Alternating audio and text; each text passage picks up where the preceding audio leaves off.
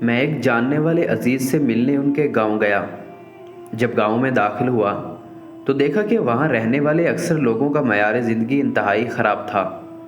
گلیاں انتہائی خراب اور کچی تھی۔ مکانوں کی چار دیواریں بھی گارے کے ساتھ بنی ہوئی تھی۔ بہت سارے بچے جن کی حالت غربت کی وجہ سے انتہائی ناساز تھی، وہ گلیوں میں کھیل رہے تھے۔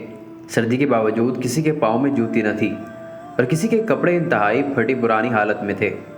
سب بچے اور گلی میں دوسرے لوگ اپنے کام چھوڑ کر مجھے دیکھنے لگے۔ مجھے کچھ عجیب سا لگا، لیکن تھوڑی دیر میں بات سمجھ گیا۔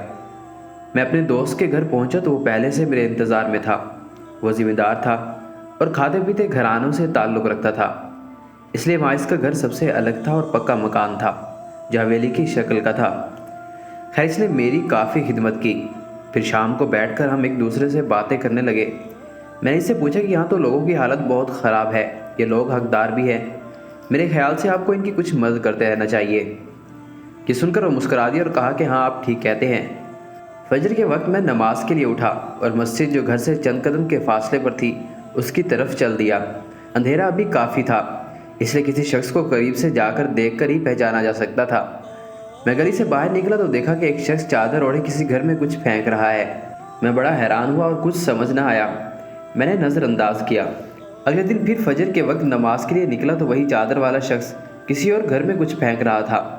اب تو بڑی حیرانگی ہوئی اور میں سمجھا کہ شاید کوئی چور ہے، لیکن اس کے قریب پہنچنے سے پہلے وہ کسی دوسری گلی کا رخ کر چکا تھا۔ اب کی بار میں نے فیصلہ کیا کہ اس شخص کے بارے میں ضرور معلوم کروں گا کہ کون ہے۔ تیسرے دن ذرا جلدی اٹھا اور باہر گاؤں کی گلیوں میں نکلا، لیکن وہ شخص نظر نہ آیا۔ میں مسجد کی بجائے کچھ آگے نکل گیا اور دیکھا کہ تھوڑا سا دور وہ شخص کسی اور گلی میں کھڑا تھا۔ میں چپ کر اسے دیکھنے لگا۔ اس نے پہلے ایک گھر میں کچھ پھینکا، پھر دوسرے گھر میں کچھ پھینکا، پھر میری طرف آنے لگا۔ میں ایک طرف ہو کر چھپ گیا کہ دیکھوں یہ کون ہے۔ جب قریب آیا تو میں نے اسے دبوچ لیا۔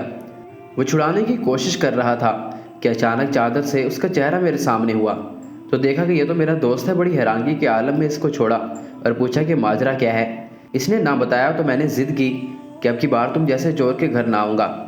اس نے سنا تو رونے لگا اور کہا کہ گھر چل کے بتاتا ہوں۔ جب نماز کے بعد گھر آئے تو کہنے لگا، یہ راز اگر راز ہی رہنے دیتے تو اچھا تھا، لیکن تم ضد کرتے ہو تو بول دیتا ہو۔ کہنے لگا، ہمارے گاؤں میں اکثر لوگ غریب ہیں لیکن بہت خوددار ہیں، ضرورت کے باوجود کسی کے سامنے ہاتھ نہیں پھیلاتے۔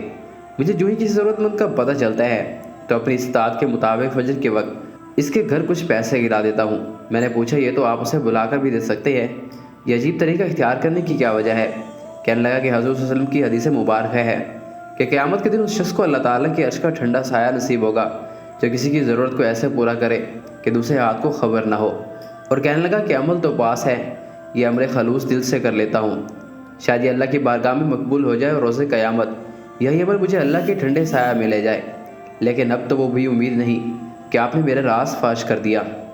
میں جب بھی یہ واقعہ یاد کرتا ہوں تو آنکھ بھر آتی ہے کہ کہاں کہاں اور کیسے کیسے ہیرے اللہ کی ذات نے پیدا فرمائے ہیں جو اپنے رب کا خوف رکھنے والے اور آخرت کی فکر کرنے والے ہیں۔